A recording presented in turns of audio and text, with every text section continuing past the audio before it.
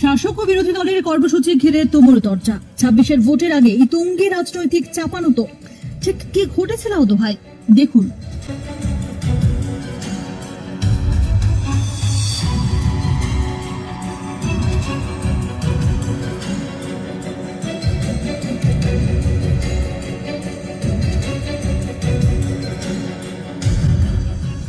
রবিবার সপ্তাহের ছুটির দিনে উত্তেজনা ছড়ালো লাউদোহা গ্রামে। শাসক বিরোধী দলের কর্মসূচি ঘিরে ঘটনার সূত্রপাত। রবিবার একদিকে আগমনী যাত্রার আয়োজন করেছিলেন বিজেপি নেতা জিতেন্দ্র তিওয়ারি, আর অন্যদিকে তৃণমূলের পক্ষ থেকে রাখি বন্ধন উৎসব এবং মাতৃভাষা আন্দোলনের ডাকে ছিল কর্মসূচি। আর এই দুই অনুষ্ঠানকে ঘিরেই উত্তেজনা ছড়ায় লাউদোহায়। তৃণমূল কংগ্রেসের বিরুদ্ধে আগমনী যাত্রায় বাধা দেওয়ার অভিযোগ তুলেছেন বিজেপি নেতা জিতেন্দ্র তিওয়ারি। পাণ্ডবেশ্বরের বিধায়ক নরেন্দ্রনাথ চক্রবর্তীকে নিশানা করে হুঁশিয়ারি দিতেও শোনা গিয়েছে প্রাক্তন বিধায়ককে।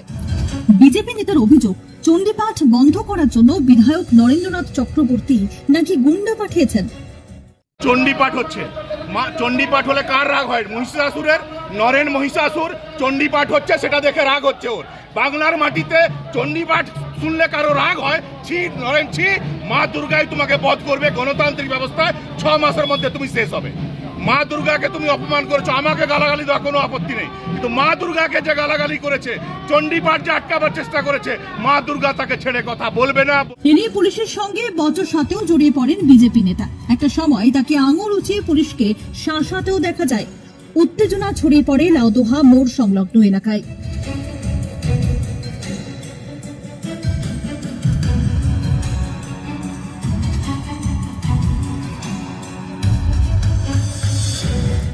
যদিও জিতেন্দ্র তিওয়ারির করা সমস্ত অভিযোগ অস্বীকার করেছে স্থানীয় তৃণমূল নেতৃত্ব। লাউদোহা ব্লক সভাপতি শতদীপ ঘটক কটাক্ষের সুরে বলেন, ধর্ম নিয়ে খেলা করা কাজ বিজেপির। একটা সময় রামের নামে রাজনীতি করেছে, আর এখন মা দুর্গা এবং মা কালীর নামে রাজনীতি করছে। ধর্ম নিয়ে খেলা। আমরা সব ধর্মকে, আমরা সব জাতিকে আমরা সব সময় নত মস্তকে প্রণাম জানিয়েছি এবং সর্বধর্মকে আমরা নিজেদের কাঁধের মধ্যে বয়ে নিয়েছি।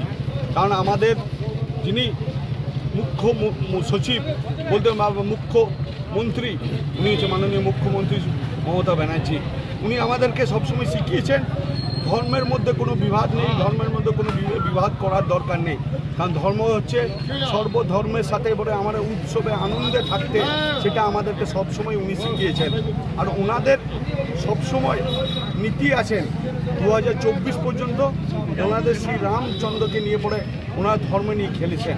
কারণ 2024-এর রাজনীতিতে যখন বাংলা থেকে ওনারা ব্যর্থ হয়েছেন, বাংলাতে পা গরম করতে পারেননি, তখন বাংলার কাছে এসে পড়ে এখন জয় মা দুর্গা জয় মা কালীকে বেছে নিয়েছেন।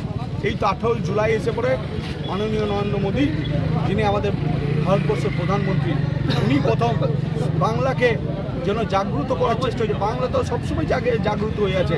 বাংলার প্রতিটি নারীর প্রতি আমাদের মাননীয় মুখ্যমন্ত্রী সুরক্ষিত করার জন্য সবসময় বিচল হয়ে আছেন।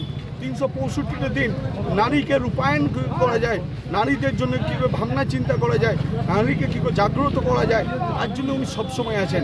তাই আমরা আমাদের মাননীয় মুখ্যমন্ত্রীকে দিক নির্দেশ ফলো করে, আর আমাদের যিনি বিধায়ক, যিনি আমাদের এই জেলার ক্যাপ্টেন, ওনার দিক নির্দেশ করে, আর আমাদের সাংসদ অভিষেক ব্যানার্জি দিক নির্দেশ করে আমাদের পথকে অবলম্বন করব। আর 26-এর জন্য বহিরাগত লোককে এনে পড়ে তারা ভাবেন যদি আমাদের বিধানসভা থেকে শুরু করে সারা পশ্চিমবঙ্গে ওরা যদি ভাবেন ভোট করে নেবেন, তাহলে ওরা অন্ধের প্রদীপের নিচে যেমন আলোটা থাকে, সেই আলোর জায়গায় আছে, ওরা কোনো উজ্জ্বল জায়গায় নেই।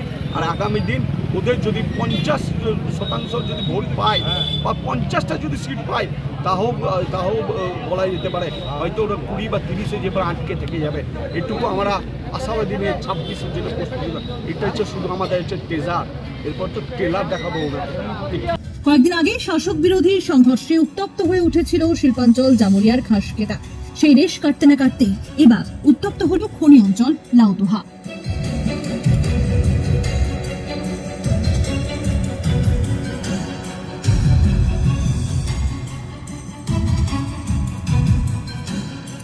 ভোটের দিন এগিয়ে আসার সঙ্গে সঙ্গে এই উত্তাপ যে ক্রমশ বাড়বে তার বলার অপেক্ষা রাখে না। ব্যুরো রিপোর্ট, নজরে কলকাতা।